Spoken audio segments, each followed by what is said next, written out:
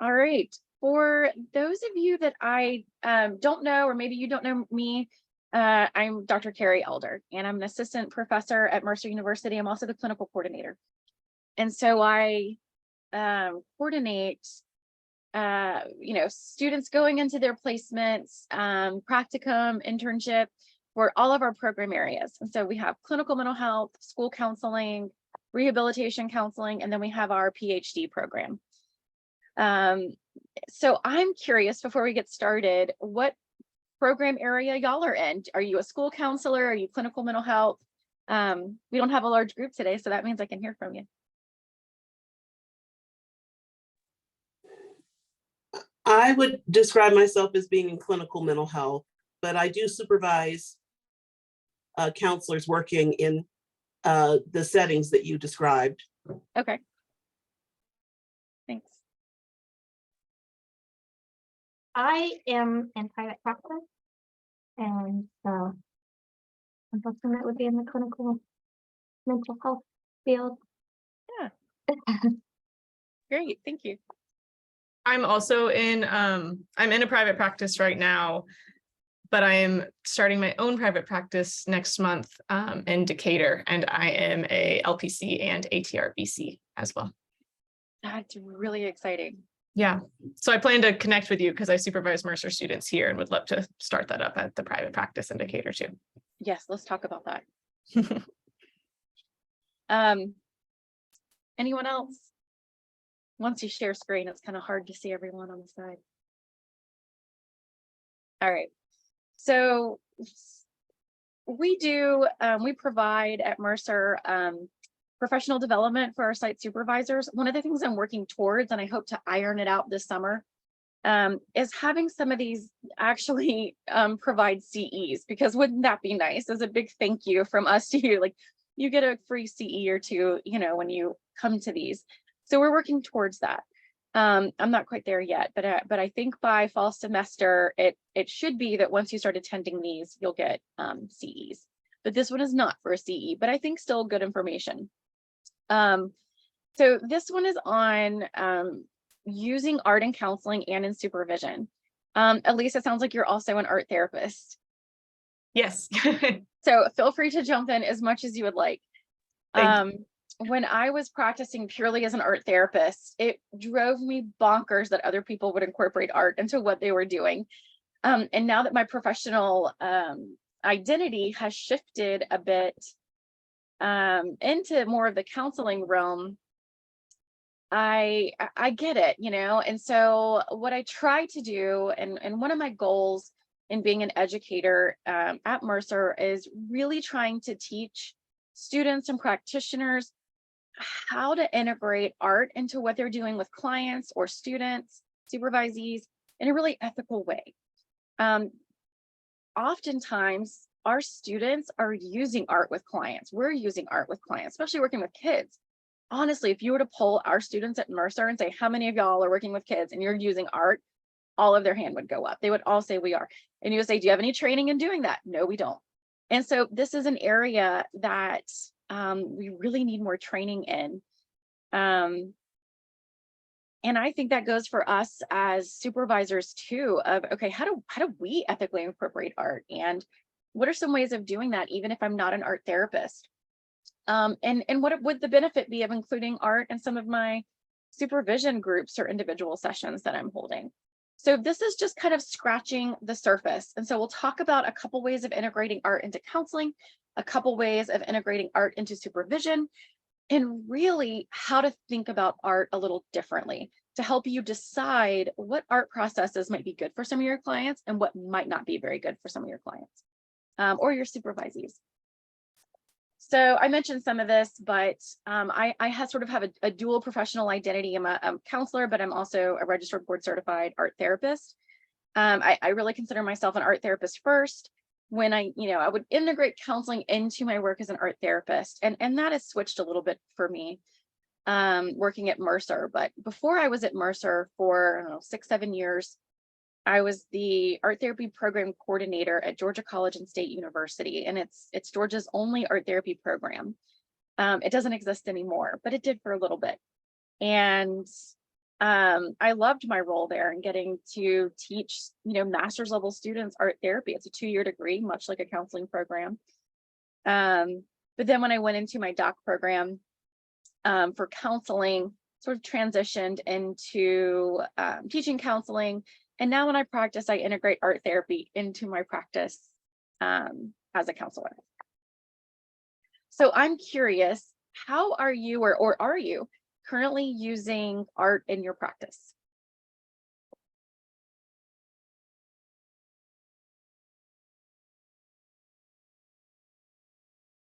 Gina, I saw your video. Come on. Did you have a way that you're integrating art into your practice?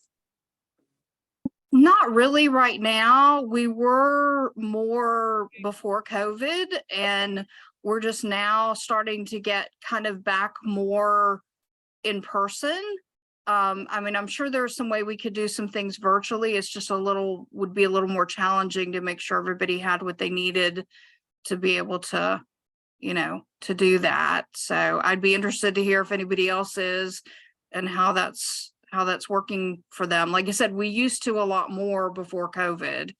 But yeah, COVID for everybody meant, oh, we can do virtual now. Let's go virtual. But what does that mean if you're doing sort of expressive therapies and it requires materials and media to have on hand? That's a little bit more difficult. Yeah. Carrie, if I don't circle back around to that, remind me, and I'll talk a little bit about that at the end if we have time to. Carrie, were you asking, are we using art in our supervision, or are we Either? Okay. I was only going to add that sometimes I'll use the whiteboard to draw a simple illustration of something, but I don't know if that really falls in line with art. Sure. I want to add that the whiteboard is my favorite material, and I'm the other art therapist, so I think it definitely falls in line with art. I see teenagers, and there's so much like perfectionism and fear of like messing something up or not doing it just right, and being able to erase something right away on a whiteboard breaks down so many of those barriers for them. And then when I transition them into virtual counseling, when they like go to college, they are able to continue that practice, but they're able to do it in a journal or do it more on paper. And it's just something that's really accessible. Like they use it to draw like the high of their week, the low of the week, and their hope of the week. And it's a good way to organize and process and start the session as a ritual. Oh, it's good to think of it that way. Fun for a check-in too, using the whiteboard. Yeah. All right, everyone make some kind of mark on the whiteboard or doodle or something that shows how you're feeling in this moment. It's such a quick and easy check-in. And it's like they come in and they know the whiteboard's in front of them and they grab their marker. Like they never have to worry about like, what am I going to do or what am I going to say today? Yeah. Yeah. So Ruby, I think yes, it sounds like. All right, anyone else, ways that you're using art?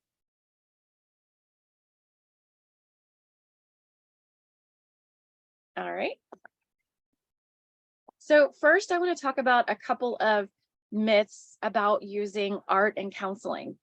As an art therapist, I have heard all of these in every setting I've ever been in. So for, I don't know, 10, 11, 12 years, I worked inpatient psychiatry with adults. That's my jam. I love inpatient. I love crisis. I've done private practice on the side, but inpatient really is where my heart is. And so these myths, I think, pop up from time to time, and it's always up to counselors or therapists to dispel some of these. So a lot of people think, oh, using art in counseling is really mainly for children. That might be how new counselors tend to use it, but that's definitely not the case. I only work with adults, and I do art with every single one of my clients. And they're very receptive, it's very meaningful, and definitely a therapeutic process for them. Children automatically gravitate towards art, and they have sort of an innate need and ability to express themselves using art, but adults do too, once they're given the opportunity. Another myth that I think we frequently hear is that it's only a good treatment option for those with artistic talent. I remember working on so many treatment teams, and I would get somebody referred to me and they said, oh, they're a good drawer, so we sent them to you. No, no, no, no. They don't have to be somebody who's good at art, good at drawing, good at painting. This has nothing to do with artistic talent.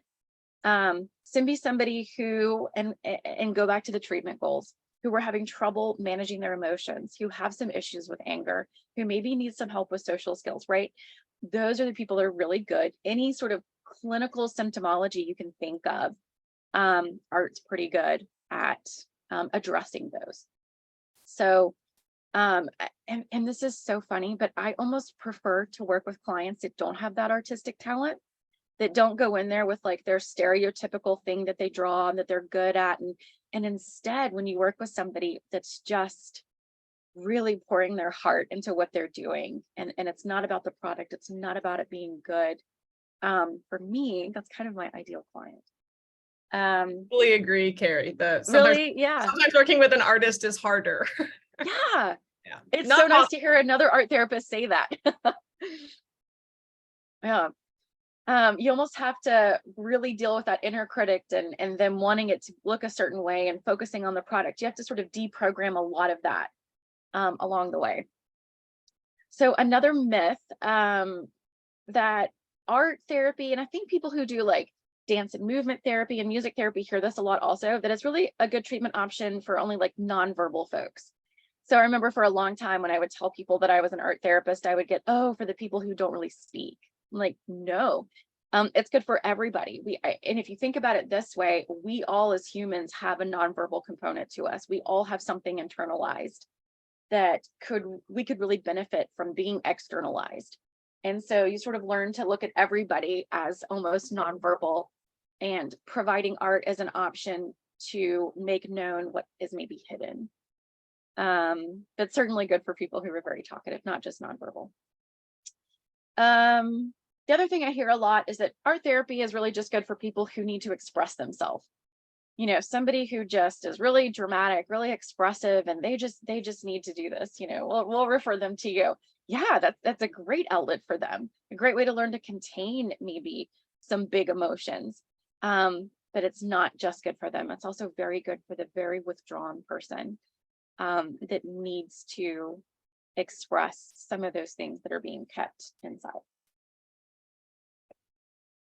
There's two main ways that art is used, and this is language we use in art therapy. So product and process. So this is just a really high level overview. Some art therapists or some people that use art in counseling will say, I'm a product art, you know, person, or I'm a process person. I think a lot of us fall somewhere in between. So product is when you're asking a client to make art that is really about the end goal, the end product. And I'm going to show you some of those today. Those are some of the easiest to do.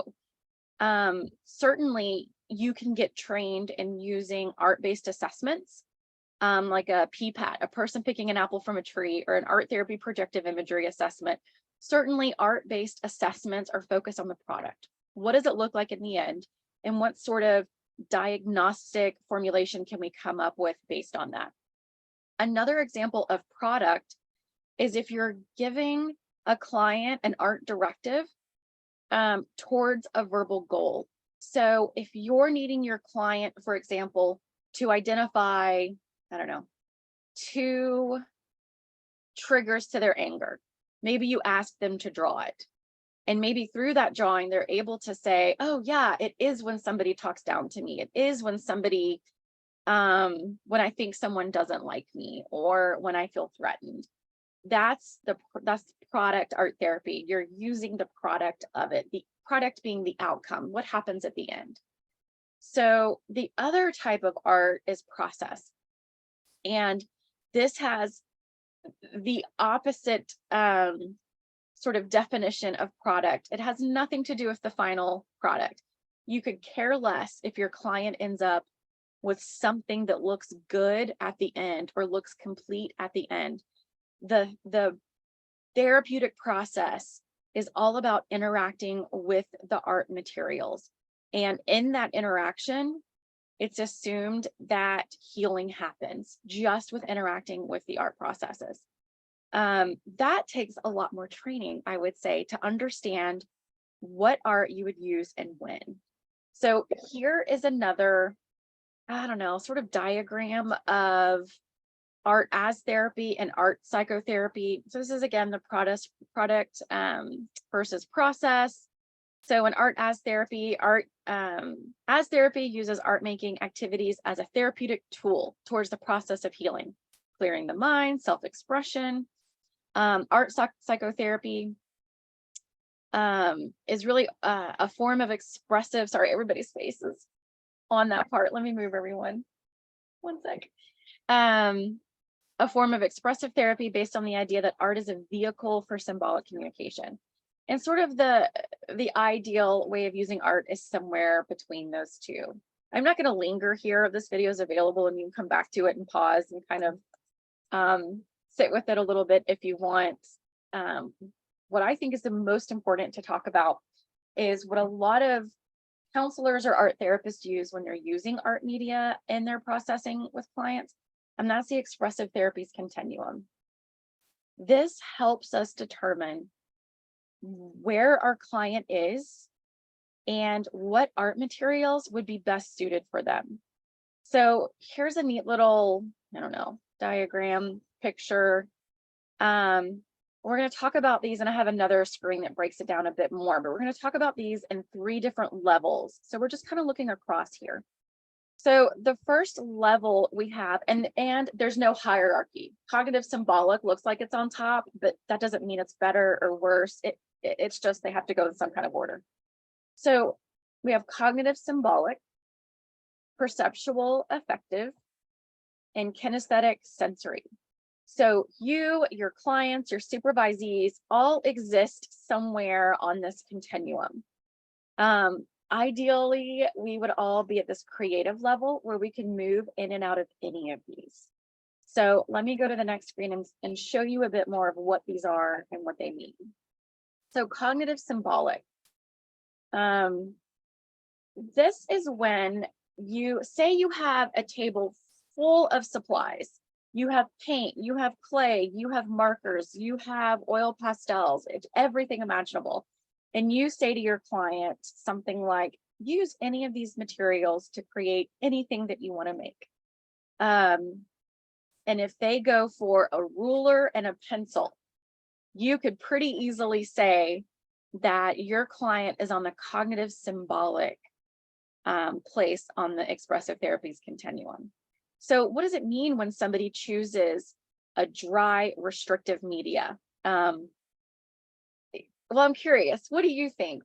How do you think that person sees the world or processes things if your client has tons of materials available and they grab a ruler and maybe a colored pencil or a pen? They probably want for things to be literally rule bound, to make sense, to be very structured, Yeah, and orderly, and they don't like anything that feels chaotic. yep, absolutely. This person needs control. This person wants to be able to have something that's predictable, that has a high chance of turning out the way that they plan for it to turn out.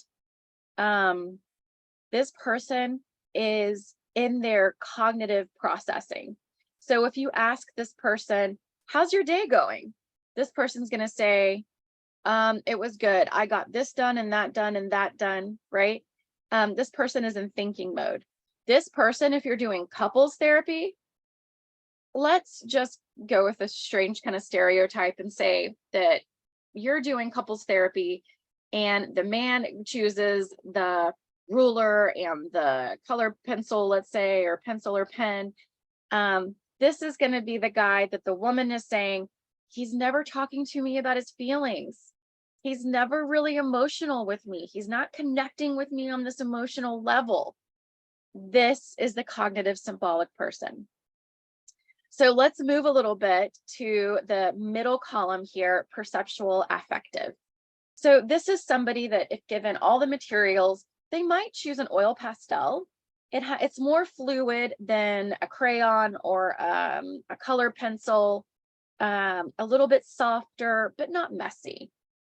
This person might draw a picture of themselves as very blue with like a heart and a landscape, and it all represents something to them. It's really about the emotion. It's really about perceiving something and connecting it to emotion. So this really elicits symbolism and emotional representation. So then we have the opposite end of the spectrum, kinesthetic sensory. This is someone who, given all the materials in front of them on the table, they take a dive for the finger paints, and their fingers are all in it and they're mushing it around, and they don't end up with a final product. The cognitive symbolic person with that ruler and the pencil or drafting pen, they're going to have a finished product. They're going to erase a lot and need it to be just so. This kinesthetic sensory person, it's not about that. It's about feeling and exploring and really having it be about the sensory experience. What it looks like in the end just doesn't matter. And so this can elicit a catharsis. It can also be really emotionally overwhelming. So let's talk about what this means. If you have a client that has a recent trauma in their past and they're very emotional and just having a difficult time containing themselves and a difficult time really being in control of their own affect, they're already at the kinesthetic sensory end of the continuum. You would not want to give them wet clay, watercolor, things to scribble, fluid materials, finger painting. That is going to lead to not totally re-traumatizing them, but it's going to lead to further decompensation. This has a tendency to have people regress.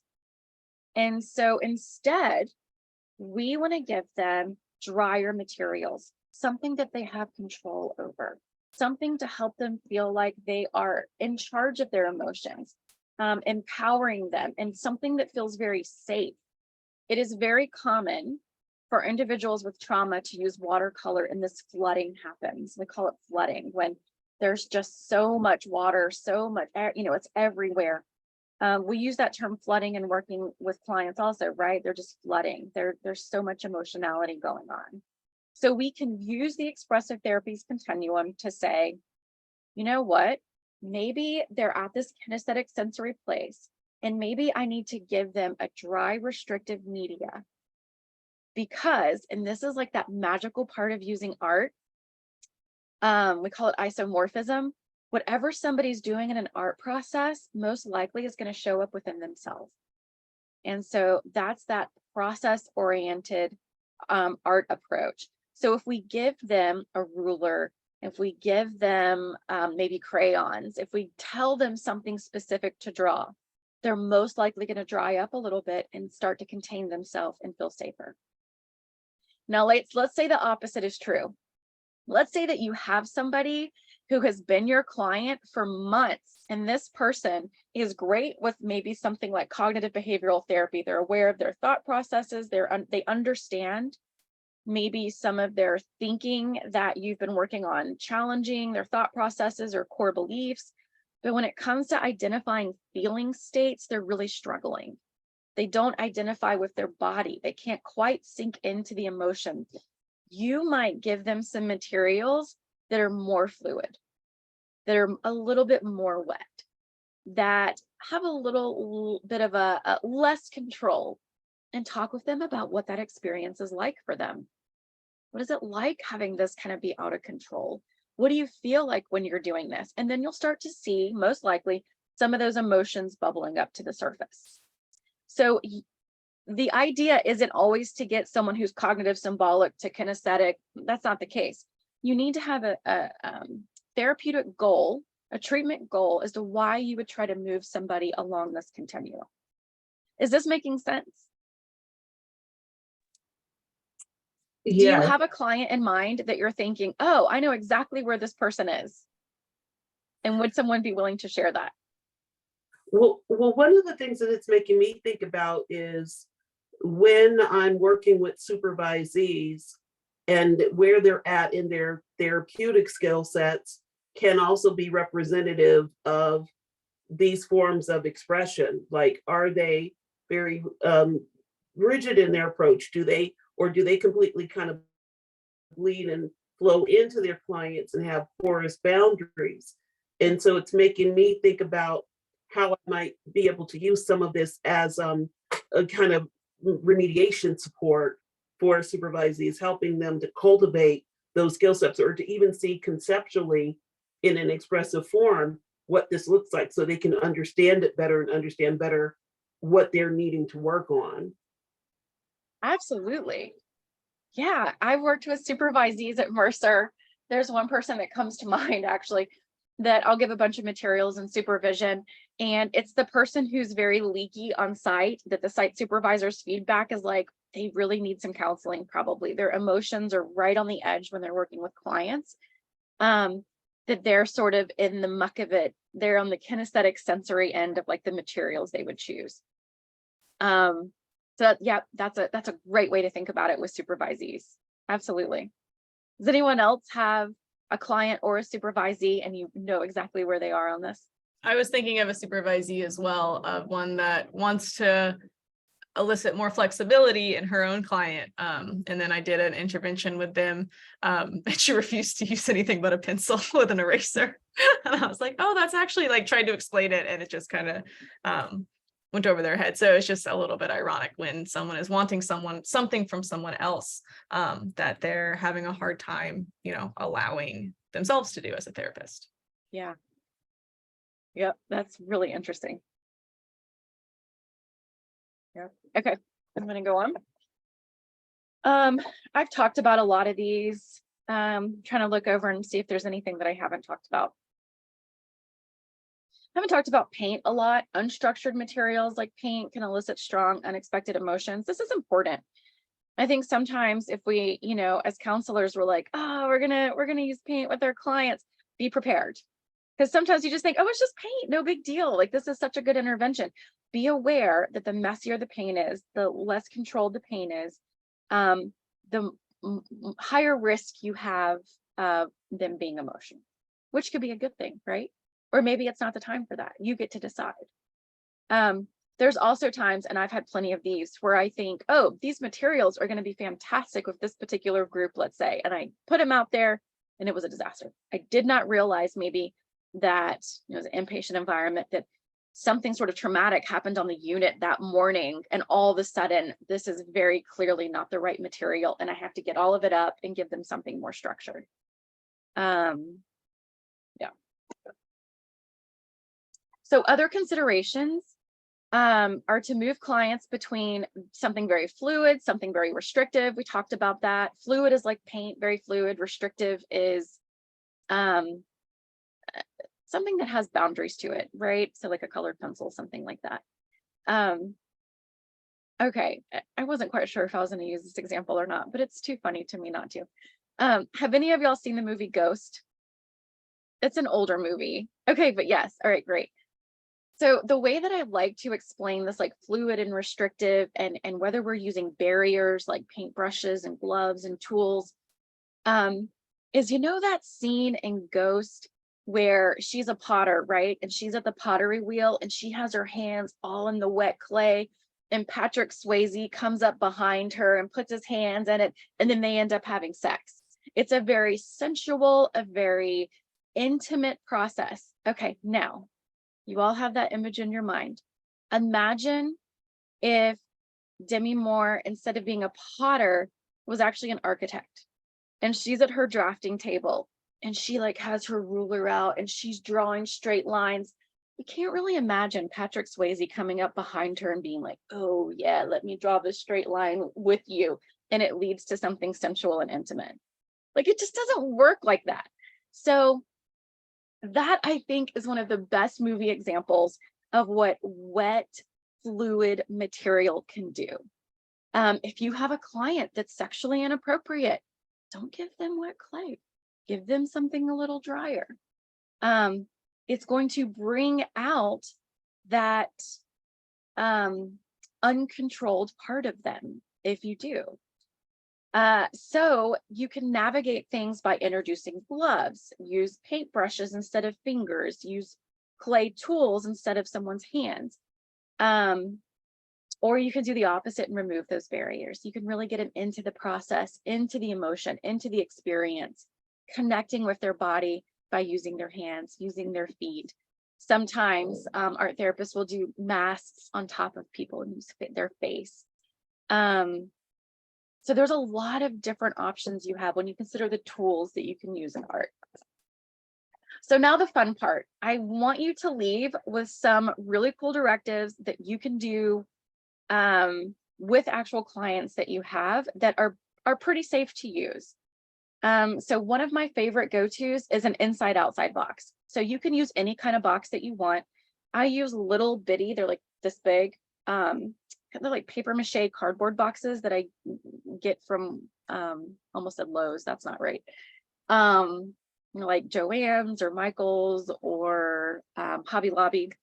So I have a conversation with my clients about what containers are, and I ask them, what do you use a container for? What do you tend to put in containers? And people will usually say things like, you know, my shoes when they come from the store, or jewelry, or money, or things I don't want anyone else to have access to. And so you start to get at this idea that containers are protective. Containers hold things.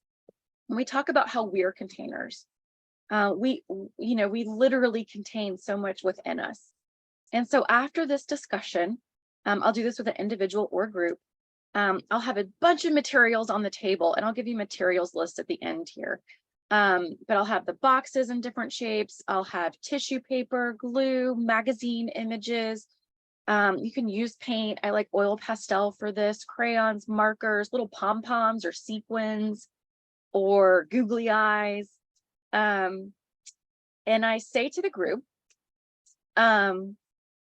decorate the inside of this box how you feel on the inside of you. What do you keep on the inside? What do you protect? What stays on the inside? Make the inside of the box look like that, using lines and shapes and color, metaphor. It doesn't have to look like anything.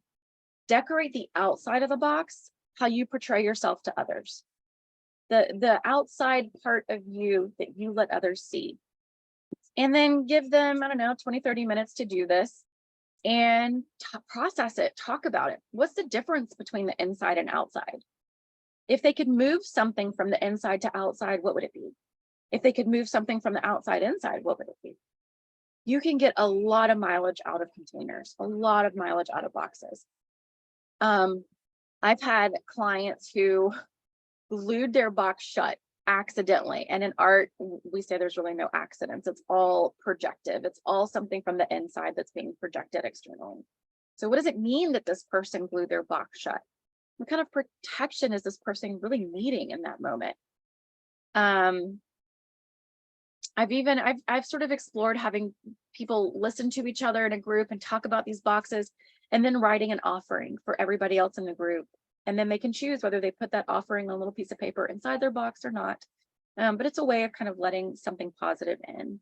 So there's a lot of variations to this. And so the way that you might link this to a treatment plan is for somebody who is having a difficult time coping with emotions.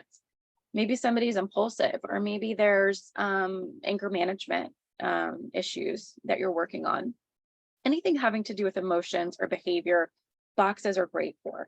I think you'll find if you start doing these, it kind of takes like 4 or 5 counseling sessions, like traditional verbal sessions, and it puts it all into one session. You're going to get a lot very quickly if you're using this.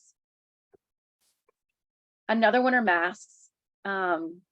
You can draw a mask on a piece of paper, have your client draw a mask, or you can get these wonderful paper mache masks like what's in the picture. We talk about a mask. Why do people wear masks, on Halloween or whatever holidays? Ask your client to make a mask. Create a mask, and there's so many different ways to do this. Create a mask that represents your true self. the self you wish you could show people, or create a mask that's the part of you that you portray to the world. And maybe on the other side of the mask, the part of you that you keep hidden. There's a lot of different ways to work with masks. And again, you're processing. What is this that shows up on the mask? What does it mean to your client? And we'll talk about how to process some of these in a little bit. These are really great with folks with trauma. The VA uses these a lot. If you Google on YouTube, like masks and veterans, really cool videos will come up that I recommend you watch. Strings collage. If you're going to start using art, start collecting magazines and have pre-cut out images. I learned this early on. If you give clients magazines, they start reading them, they get lost in them. Have boxes of words, boxes of faces, boxes of body parts, boxes of animals, and try to be very inclusive. And so that folks from any different cultural group can find themselves somewhere in the box. That goes a long way with your clients, especially clients from minoritized groups that might not see themselves represented in art very much. And so this is somebody who maybe you want to do art with, but they're like, oh, I'm not good at art. You don't have to be. You could just say, use any of these images to make a collage of your strengths. And it's amazing what you'll get from them. It's a nice way of working on self-esteem, working on identity. I've done this with, folks who are in the coming out process, and working on their strengths collage is hard. But it requires a great deal of trust in your relationship, trust in themselves, and figuring out who they are in this process, with you as the counselor being very supportive with them as they're going through this. Play symbols. I am telling you, these are great with adults. We often think of kids, but adults. If you're going to start using art, go get some Model Magic. It is amazing. It's not wet, but it's still clay. It doesn't get anything dirty. It's amazing. And so what I'll have clients do is I'll say something like, make a creature that is most like you, and they'll make that. And then I'll say, okay, make a creature that you wish you were like, and they'll make that. And then have them have a little dialogue with each other. What questions would they ask each other? I remember one client, he was a younger male adult, was probably early 20s. And he made this snake for the one that was most like him. And then the one he wanted to be was like a golden retriever. And mind you, they don't have long to make these, so they're not great. And it's not about that. It doesn't matter what they look like. And he said he was the snake because, and he was very violent. He said he will strike at anyone that comes close to him. But really what he's doing is he's all coiled up and protecting something inside. And I don't think he would have ever talked about that had he not been given the opportunity to actually make this in a physical form. And then he talked about this golden retriever, that golden retrievers can protect and they're strong, but he really wants to be more loyal instead of aggressive. How can I be loyal and protective instead of aggressive and protective? And so he had a conversation between the two, the golden retriever and this like viper snake that he made. And I think he was even shocked at that dialogue that came from these two creatures that he made. And again, I mean, that's like a month's worth of counseling put into one session. A wall drawing. I use this with folks with substance abuse issues. And so I'll say, okay, imagine your sobriety is way out there in the future. That's the end goal. Draw the wall that's coming in between you and your goal. And it lets them see what this wall is. How big is it? What part of the wall has come down already? How are they going to get through this wall? And you're really going with the metaphor of the wall. It's a great way of helping them connect to what some of those barriers are of them meeting their goal. Bridge drawing. This is one of my favorites. I asked someone, a lot of art therapists will use this one. Draw a bridge that links from your past to your future and draw yourself somewhere along the way. And it's amazing the information you're going to get as a counselor. What does their environment look like? What does it look like in their past? What does it look like in their future? Is their bridge nice and sturdy, or is it terrifying? You're going to get a real glimpse into what the client is going through in that moment and how they're perceiving their world, which is a great way to explore that with them. And again, you're using their words, using their image to process. This is really nice if you have a client who you're having trouble establishing goals in the treatment process. What does the client want to get out of their life? What do they want to get out of the treatment process? What if your client isn't buying into the reason maybe their parents told them to go into counseling? This is a nice way of understanding what their goals might be, separate from, you know, what other people say they should be. So another really nice way of joining with your client to see what their world looks like. What time are we at? Yeah, I'll do this one. Okay, this is one of my favorite group activities. It doesn't actually look like this picture because I couldn't find a good picture of one that I had done with folks. So, and again, I do this with adults. I'll put out mural paper, like really, really big paper, or I'll take poster boards and kind of tape them together. I'll have my group sit around, and this is really good for like an anger management group, social skills group, folks who need to work on boundaries. And I'll say, all right, there's some materials in the middle of the table, usually markers, crayons, oil pastels. And I'll say, I want you to imagine that this paper between y'all is a huge ocean, and you get to draw an island in front of you in this ocean. So everybody's going to end up with their own island. Your island gets to be whatever you want on your island. So think about if you really had your own island, what would be on there? What would it look like? What would it feel like? What would you be doing on your island? And then you give them some time to make the island. Interesting things start happening. Sometimes you'll have somebody who starts to draw a bridge to another island. And sometimes the person is like, no, I don't want a bridge coming to my island. Like, my island is just for me. Really interesting conversations start happening around boundaries, around being alone, around wanting community. It's interesting to see which of the islands have a little dock or a landing strip for people to visit, which of them do not have any of those options. And then when they're talking about their islands, you can say, is there anyone's island you would want to go to? How would you get there?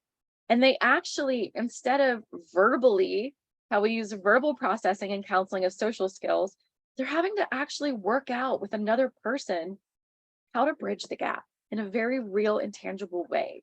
And it's nice to see that conversation happening. Okay, well, maybe I'll make a really large bridge that goes from here to there. Where on your island should the bridge go to? And they're using those skills, those communication skills, those social skills, acknowledging boundaries, but you're doing it in real time. I think Yalom would be very happy watching one of these groups with the islands, because it's really using everything that comes up as grist for the mill.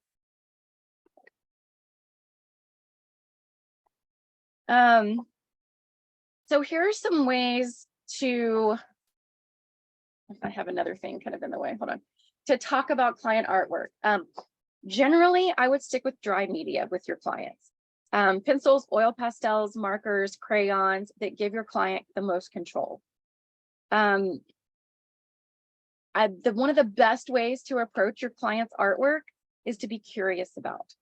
Oh, I'm curious about this part right here. Tell me about it. Don't assume what things are, who things are, who things are. That doesn't make sense. Who they are. So approach art with a lot of curiosity. Ask the client to tell you stories about their images. Always establish what will help happen to the art. Some settings, they're not allowed to have their art. Some settings, they are. So always establish that to begin with. And provide options for clients to choose their starting point. Yeah. There we go. Here's what I would stay away from. Play or watercolor with clients with trauma. Don't interpret. I wouldn't say, oh, this clearly means X, Y, and Z, because we don't know. Never put art in a client's file. It's raw data and doesn't need to be in there. Don't ask why. Sometimes when you say, oh, why did you give that person such a long arm? Client doesn't know. You know, you can be curious about it and say, oh, I noticed they have a really long arm, but we don't need to know why. Try not to project. And we do this as a way of empathizing and identifying. Oh, I think that looks like a telephone. Well, it might not be what it looks like to the client. So you want to try to stay away from that.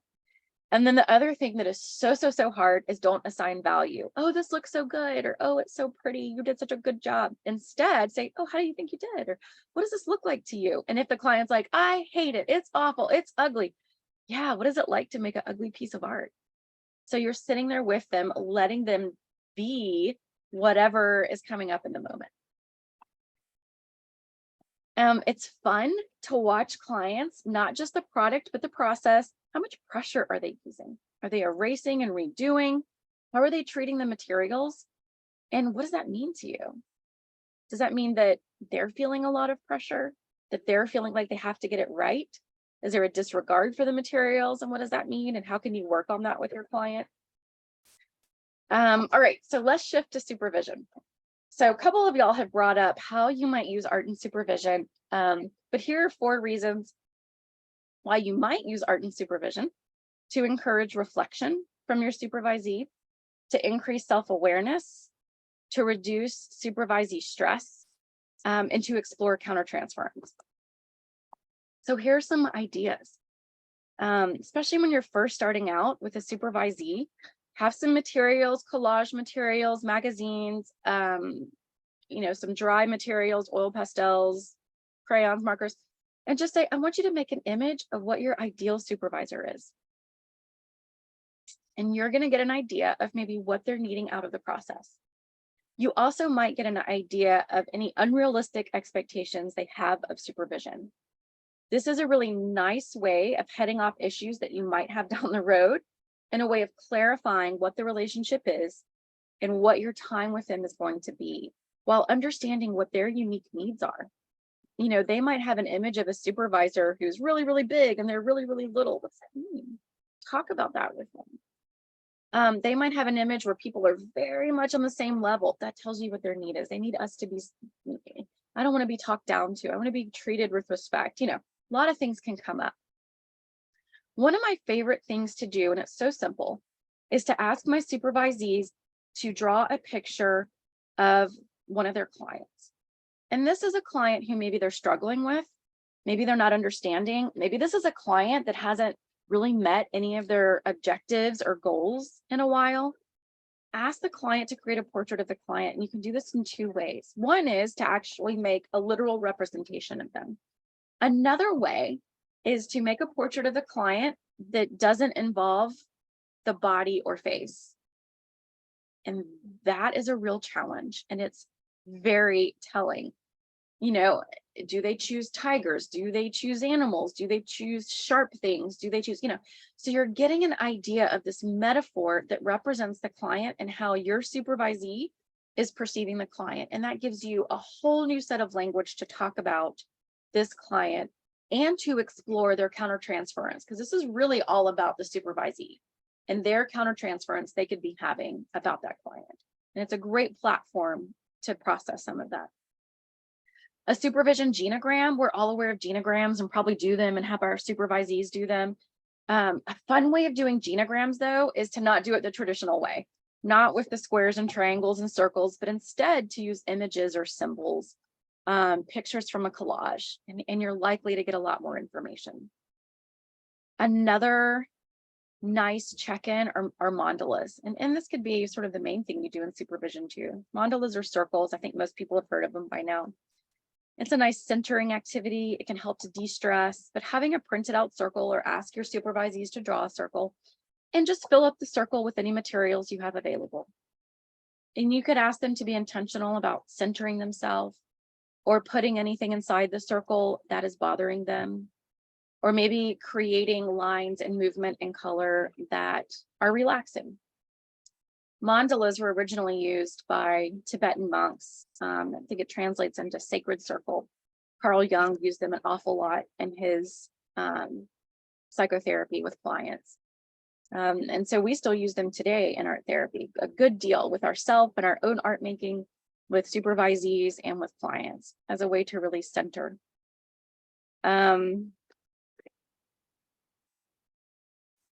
If you want to learn more, again, this is scratching the surface. This is like a survey of art you can do with clients and supervisees.